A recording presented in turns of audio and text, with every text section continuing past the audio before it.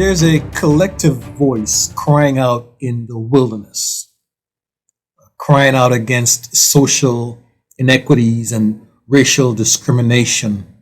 Collective voices crying in the wilderness, black voices, white voices, brown voices, crying for change, crying for equity, crying for equality. Voices crying for the breaking down of the entrenched walls of privilege, crying out against systemic racism.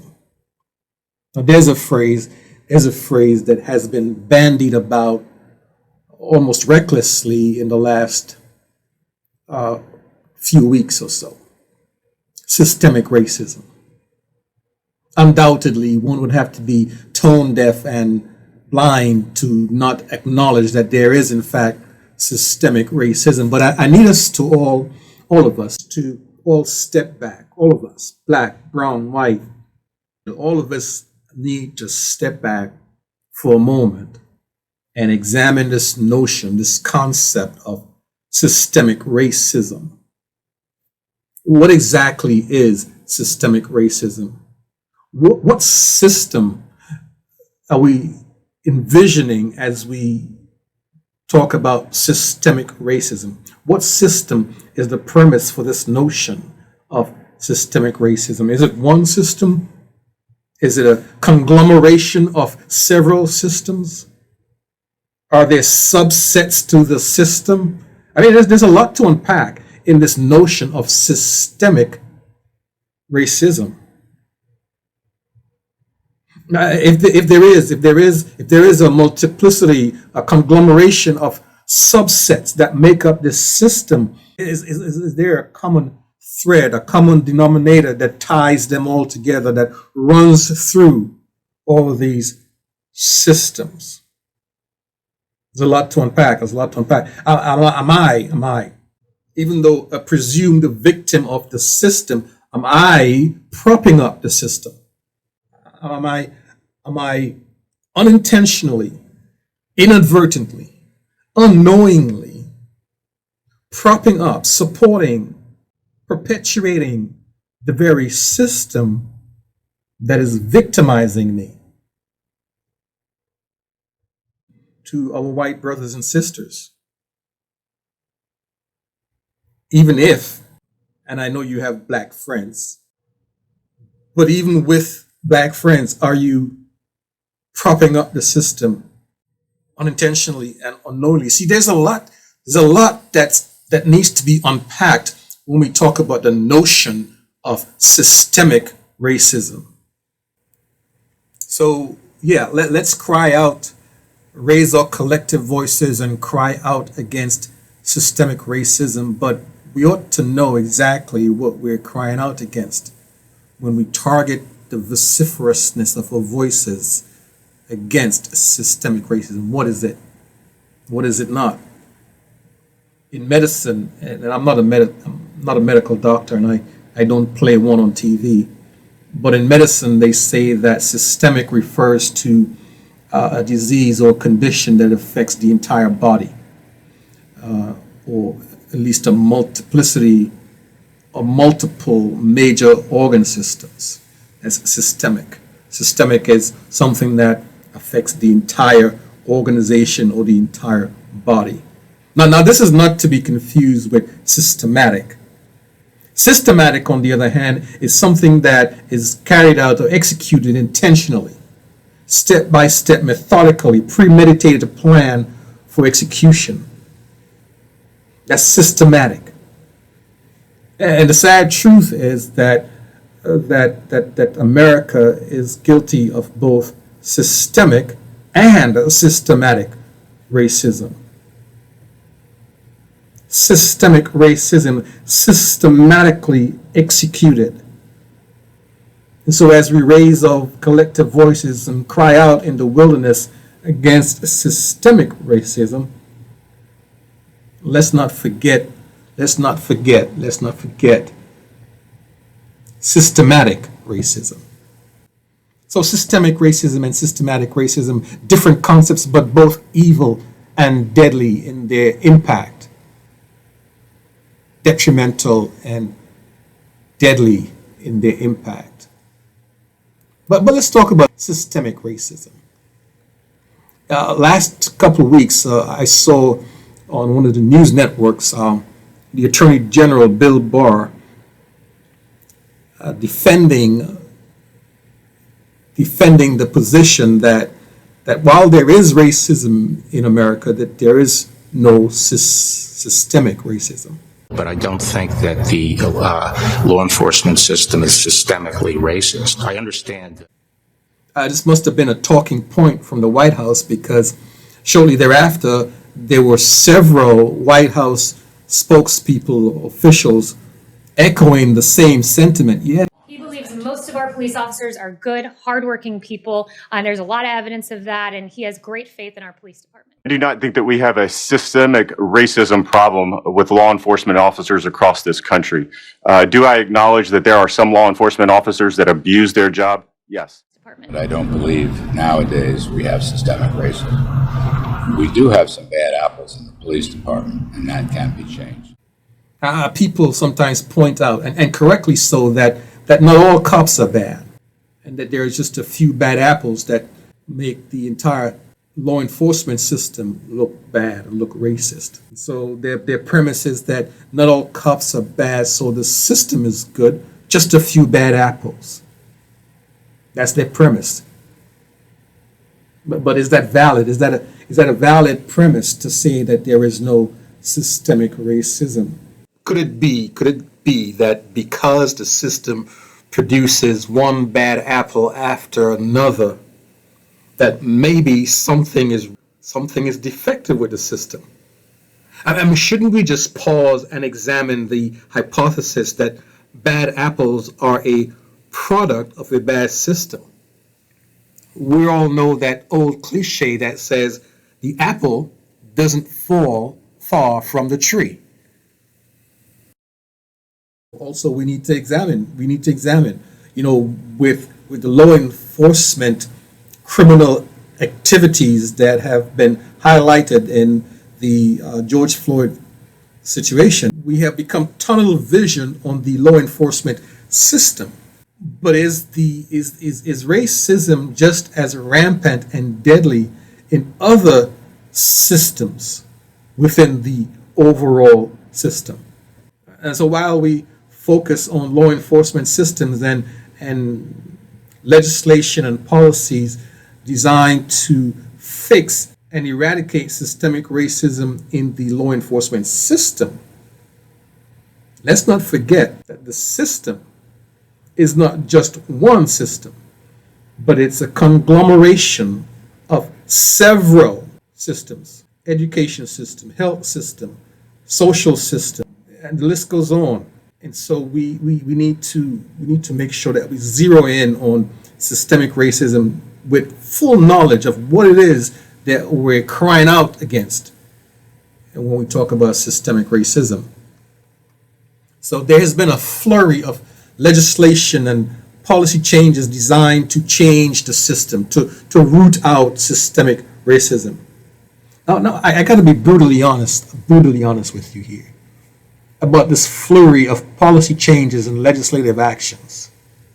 See, as a public policy researcher, I have studied public systems, government systems, and how policy changes can be used as a tool to encourage or enforce specific societal behaviors. Every policy change and legislation has as its ultimate intent to shape or frame certain societal behaviors and change certain societal norms. So when I see this flurry of legislation and policy changes that have come down the pipe just in the last week, all designed to eliminate or significantly reduce systemic racism, I've got to say I have little hope, little confidence that those policies will achieve the intended results. See, one of the things that I've observed in public policy, as I've studied public policy academically, as I've done research in public policy, as I've practiced in the field of public policy, I have observed that enforcement of policy always comes down to people. Enforcement of policy always comes down to people. See, the best designed policy will fail to achieve the intended results if there is not a widespread compliance by the people.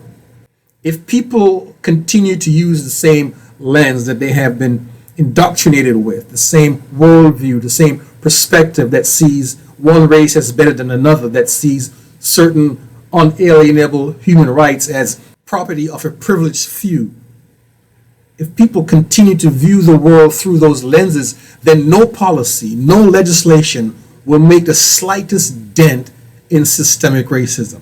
It is people complying with policy and legislation that makes a system good.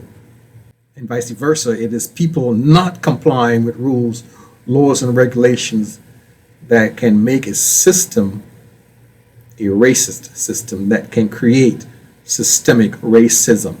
It's the people, not the policy, stupid. You ever heard that KISS? Keep it simple, stupid. It's the people, not the system. The bottom line is this, right? The bottom line is this. A system is only as racist as the people entrusted with complying with the rules of the system. A system is only as racist as the people entrusted with complying with the rules of the system. I dare say that there are enough rules in the system right now, that if people were to comply with those rules, if people interpreted those rules through a lens of fairness and equality, that just with the system rules we have now, that racism would be almost eradicated, or at least significantly and measurably less than what we've got right now. Because see, look, I'm sure there are rules and policies that ensure that every citizen, every human being has the right to life, liberty, and the pursuit of happiness. There are rules on the books right now that protect those rights. Are there not rules and laws that govern the fairness in business transactions? That laws to protect the consumer? So that an African American student who pays the same tuition for a college education as a consumer, there are rules that protect that consumer so that he receives the same intentional access to education that a white college student would. There are rules on the books right now that protect consumers. Are there not already laws in the system that say that prohibit discrimination in healthcare? Incidentally, within this last few days, the White House has attempted to roll back some of those very rules that prohibit discrimination in healthcare. So the problem is not the system or systemic racism, but the problem is the racist lens people use when administering the system rules or the rules of the system. See, too often America hides behind the notion of systemic racism. Systemic racism is a convenient way to deflect the spotlight of personal accountability. If individuals were not racist, there would be no systemic racism. But to be fair, many people who interpret the system rules with a racial bias may be doing so unconsciously, subconsciously. See, a person's worldview is an accumulation of generations of family and societal indoctrination, and it all comes out without even making a conscious decision in their operationalizing, that's a word I like to use there, but in their execution of the rules of the system. That's what a worldview is. That's a perspective. That's the lens. And the thing with a personal lens or personal worldview is that you don't know that something is wrong with your worldview because you've had it, your mom and them had it, your grandma and them had it. It's been in their family, it's been in their culture, it's been in your society. And what makes it worse is that America has become so divided and so partisan. We all live in our echo chambers, and we listen to the news networks that reinforce our lens, our worldview. We hang out with people who reinforce our worldview. And so We continue to see the world through these lenses, not understanding that those lenses that we use may in fact be propping up systemic racism. So there is systemic racism. Make no mistake about it. One would have to be tone deaf and blind to think that there isn't. But what is more urgent in this cauldron that America finds itself in? What is more urgent is the need for each American, white American, each black American, each brown American, each person to individually examine their own personal system. Because it is your personal system through which you execute the system rules. And what your personal system rules are will ultimately determine whether we have systemic racism or not. Ask yourself, how do you view others of a different race? Now, to my white brothers and sisters out there, my white friends, don't fall for that facade that says, well, I've got black friends. That's not deep, that's shallow. I can't speak for you, but I could say to you that comes across really shallow to black people. Be deeper about your unconscious biases.